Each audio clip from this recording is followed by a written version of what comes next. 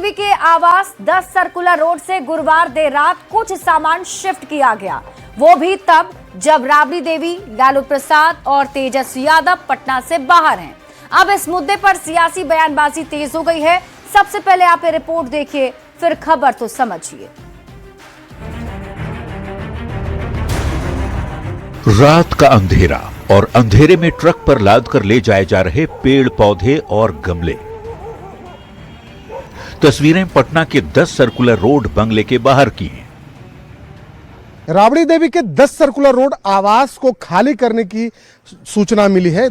25 नवंबर 2025 को भवन निर्माण विभाग ने राबड़ी आवास को खाली करने का नोटिस भेजा था और ठीक एक महीने बाद 25 दिसंबर की रात राबड़ी आवास से कुछ पेड़ पौधे और गमलों को लालू प्रसाद के गोला रोड के गौशाला में शिफ्ट किया गया। फिलहाल इस आवास में ना तो लालू यादव है, राबड़ी देवी और ना ही तेजस्वी यादव है। इसके बाद बिहार की सियासत में यह सवाल तैरने लगा कि क्या लालू परिवार 10 सर्कुलर रोड बंगला खाली कर रहा है। यही आरजेडी का असली चरित्र है। दिन में गुंडागर्दी की भाषा, रात में कानून का डर। अगर नियम सही थे तो अंधेरे की जरूरत क्यों पड़ी। तस्वीर के सामने आने के बाद सियासी बयानबाजी का दौर शुरू हो गया है। आरजेडी प्रवक्ता मृत्युंजय तिवारी ने इसे दो पूर्व मुख्यमंत्रियों का अपमान बताते हुए जासूसी कराने का आरोप लगाया। सरकार जासूसी करवा रही है श्रीमती राबड़ी देवी जी के आवास का, ये सब चलने वाला नहीं है। तो मंत्री अशोक चौधरी ने लालू प्रसाद और राबड़ी देवी को सहूलियत से मकान खाली करने की नसीहत दी। हमको लगता है कि मकान खाली करने में हर आदमी अपनी सहूलियत से करता है। बता दें, 2006 से लालू परिवार 10 सर्कुलर रोड बंगले में रह रहा था। नई सरकार बनने के बाद विधान परिषद में नेता प्रतिपक्ष के नाते राबड़ी देवी को 39 हार्डिंग रोड आवंटित कर दिया गया और 10 सर्कुलर रोड खाली करने का नोटिस दे दिया गया। इसके बाद से ही सियासत तेज है। सवाल यही कि क्या लालू परिवार 10 सर्कुलर रोड बंगला खाली कर रहा है। न्यूज 18 के लिए पटना से शैलेंद्र कुमार और रवि एस नारायण के साथ ब्यूरो रिपोर्ट। और अब आप खबर तो समझिए। 25 दिसंबर 2025 की तारीख को एक ऐसी तस्वीर सामने आई जिसके बाद राबड़ी देवी के आवास से कुछ सामान शिफ्ट करने की चर्चा तेज हो गई। 10 सर्कुलर रोड से ट्रक पर कुछ सामान बाहर ले जाते हुए तस्वीरें देखने को मिली। जिसकी तस्वीर सामने आई तो कई सारी चर्चा शुरू हो गई। ऐसे में सवालों के जरिए आप खबर को समझिए।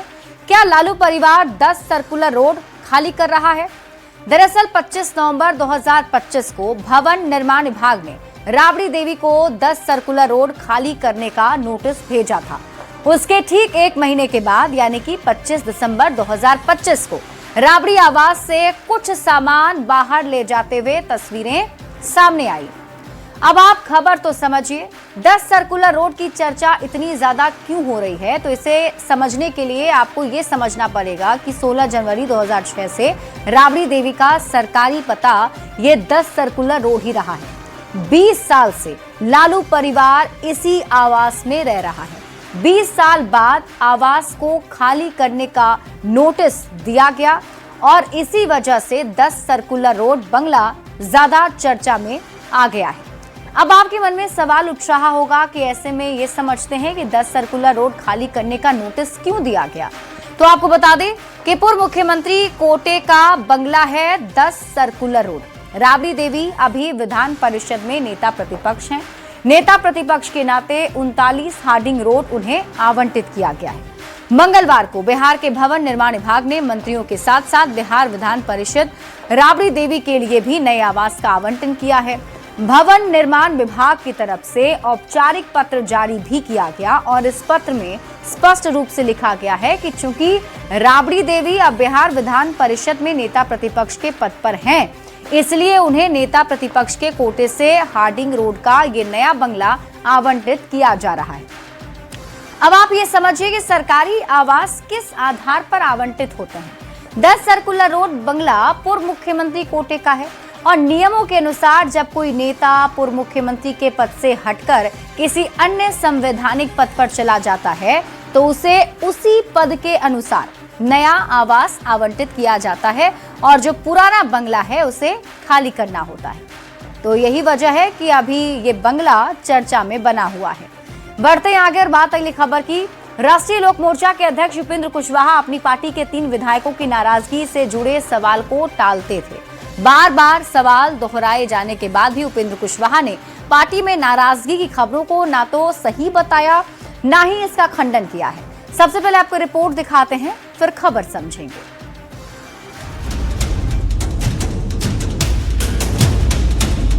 जब आपसे सवाल किया ही नहीं, देखा आलतू फालतू सवाल पूछ रहे। चलिए, राष्ट्रीय लोक मोर्चा से जुड़ी 24 दिसंबर 2025 की इन 2 तस्वीरों ने बिहार के सियासी हलके में हलचल मचा रखा।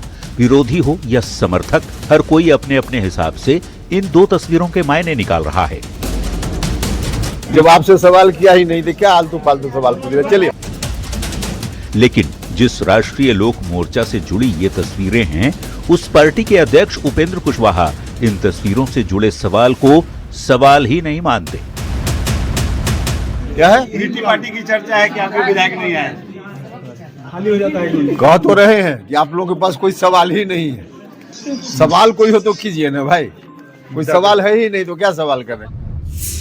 राष्ट्रीय लोक मोर्चा के 4 विधायक हैं। इनमें से पार्टी प्रमुख उपेंद्र कुशवाहा की पत्नी स्नेहलता कुशवाहा को छोड़कर बाकी 3 विधायक बुधवार को बीजेपी कार्यकारी राष्ट्रीय अध्यक्ष नितिन नबीन से मिलते हैं, लेकिन उसी दिन पार्टी प्रमुख उपेंद्र कुशवाहा की ओर से दिए गए लिट्टी पार्टी में नहीं पहुंचते। इसके बाद बिहार की सियासत में खबर फैल जाती है कि कुशवाहा के विधायक उनसे नाराज हैं। इसको लेकर आरएलएम अध्यक्ष उपेंद्र कुशवाहा से सवाल होता है, लेकिन बार बार सवाल दोहराए जाने के बावजूद कुशवाहा ने न तो पार्टी में नाराजगी की खबरों को सही बताया और न ही खंडन किया।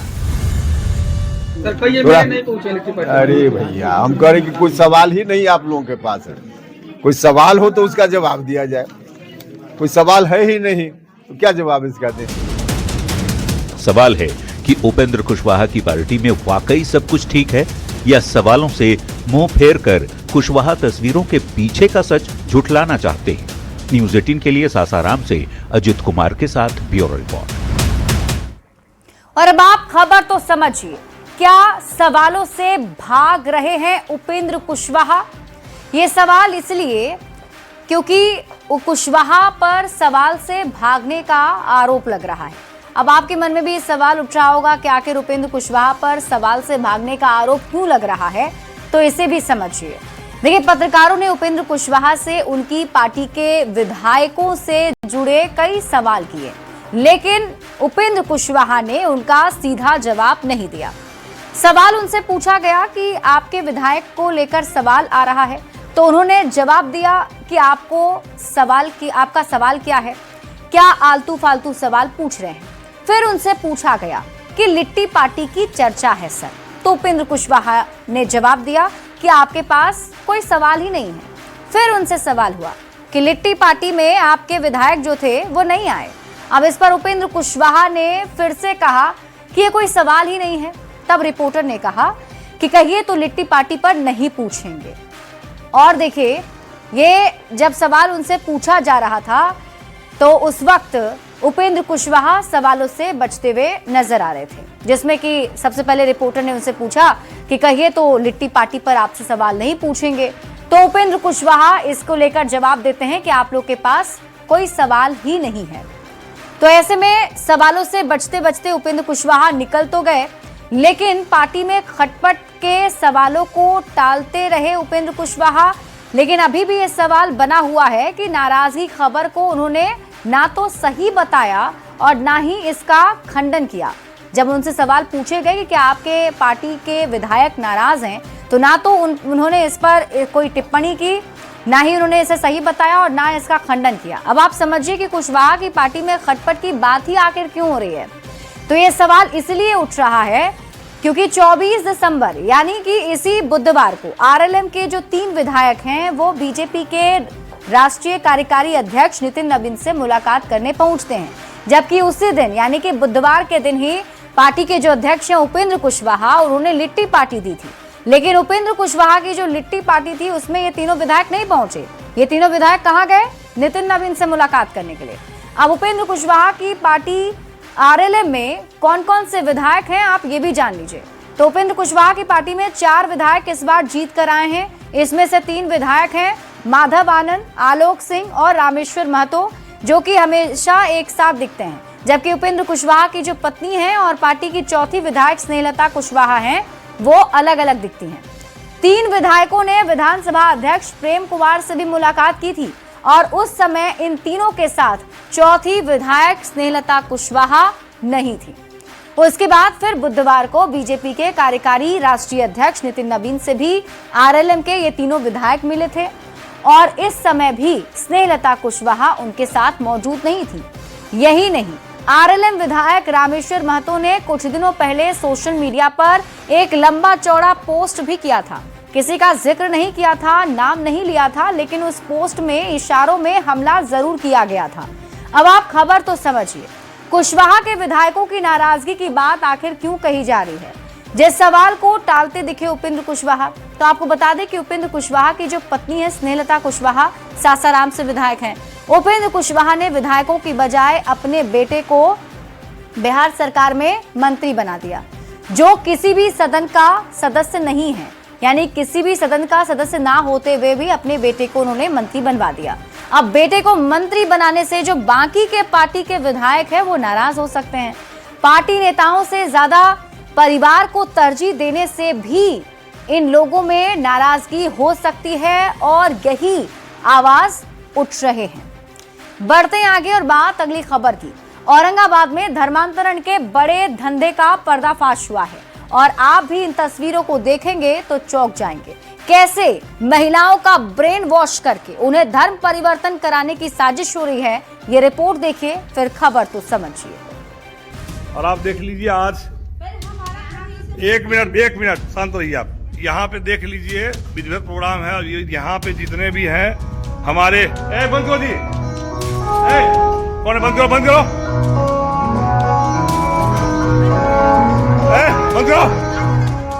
ये सनसनीखेज तस्वीरें हैं औरंगाबाद की, जहां महिलाएं एक हॉल में जुटी हुई हैं। क्रिसमस का त्योहार मनाया जा रहा है, मसीही गीत और संगीत भी बज रहा है। इसी बीच एक शख्स हॉल में आकर धर्मांतरण के खेल का पर्दाफाश कर देता है। वो शख्स कोई और नहीं, खैरा बिंद पंचायत का मुखिया है। मुखिया महिलाओं को वहां से चले जाने की हिदायत दे रहा है। मुखिया ये कह रहा है कि उनके पंचायत में कोई भी ईसाई धर्म का अनुयायी नहीं रहता, ऐसे में वो धर्म परिवर्तन का खेल नहीं चलने देगा।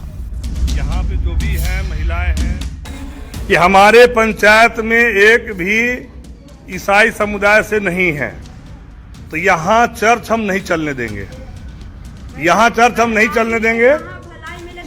आपको सुनिए, भलाई मानना है तो ये आपका स्वतंत्रता है।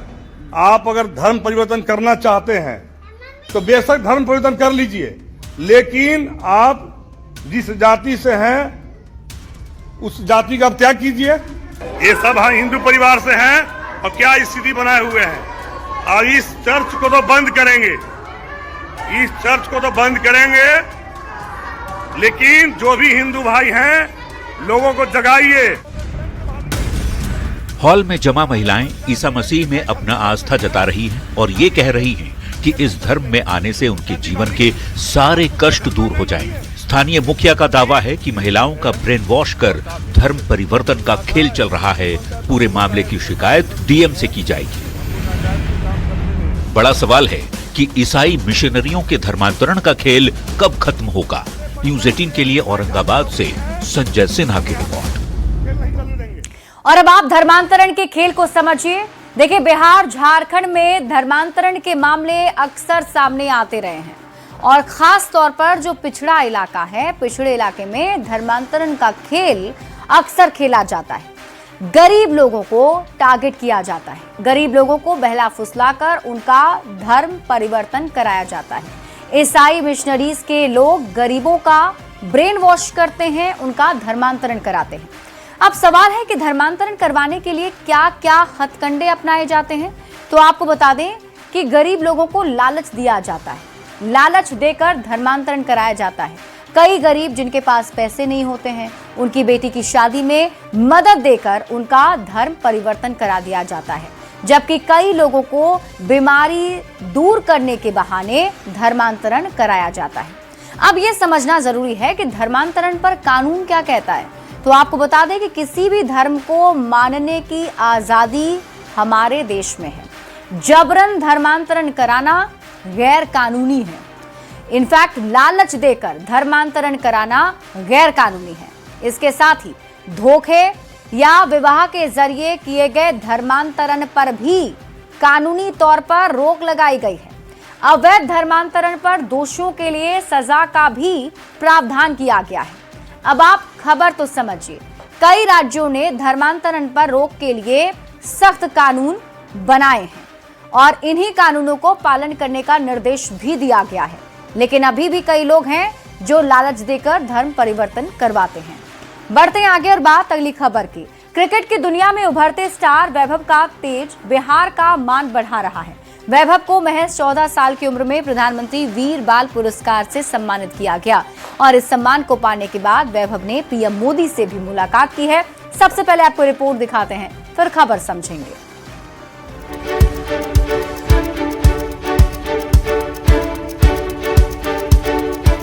वैभव सूर्यवंशी नाम तो सुना ही होगा। ये नाम आज पूरे देश में गर्व से लिया जा रहा है।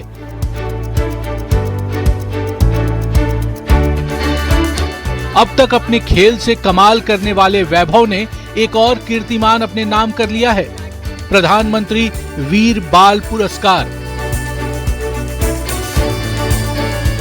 इस सम्मान को पाने के बाद सभी बच्चे पीएम मोदी से मुलाकात करने पहुंचे। बाल वीरों का संबोधन करते हुए पीएम मोदी ने कहा कि देश के जेनजी ही देश को आगे ले जाएंगे।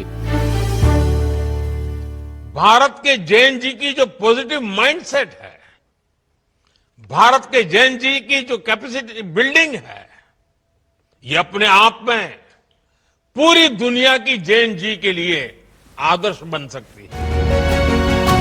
वैभव सूर्यवंशी को मिला ये सम्मान बिहार के लिए गर्व की बात है और बिहार के जेनजी के लिए एक प्रेरणा स्रोत। Bureau report, news 18। और अब आप खबर तो समझिए, वैभव सूर्यवंशी को प्रधानमंत्री राष्ट्रीय बाल पुरस्कार से सम्मानित किया गया है और राष्ट्रपति द्रौपदी मुर्मू ने आज 20 बच्चों को एक साथ इस सम्मान से सम्मानित किया। अब आप खबर तो समझिए, प्रधानमंत्री राष्ट्रीय बाल पुरस्कार किसको मिलता है? तो 5 से लेकर के 18 साल के बच्चों को ये पुरस्कार दिया जाता है जो अपने क्षेत्र में बहुत ही उत्कृष्ट काम करते हैं।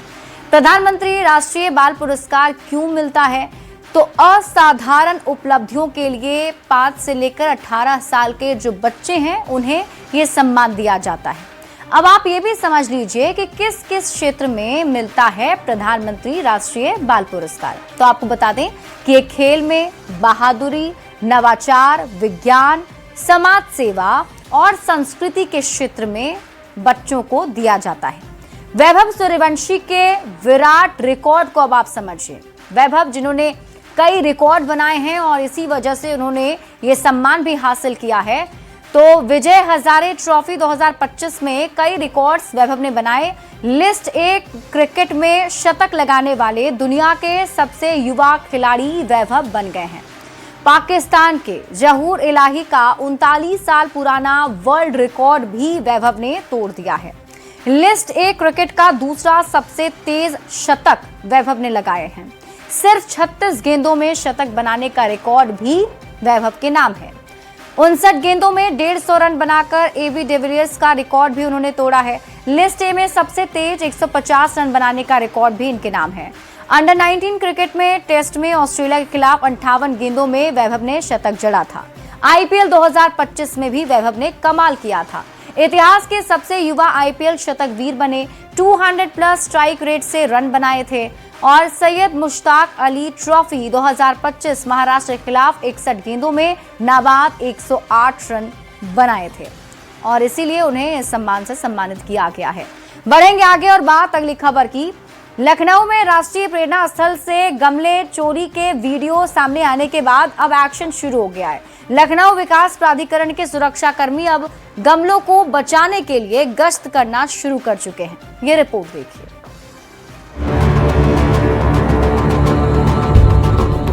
ये तस्वीर देखिए, तस्वीरें तहजीब की नगरी लखनऊ की हैं।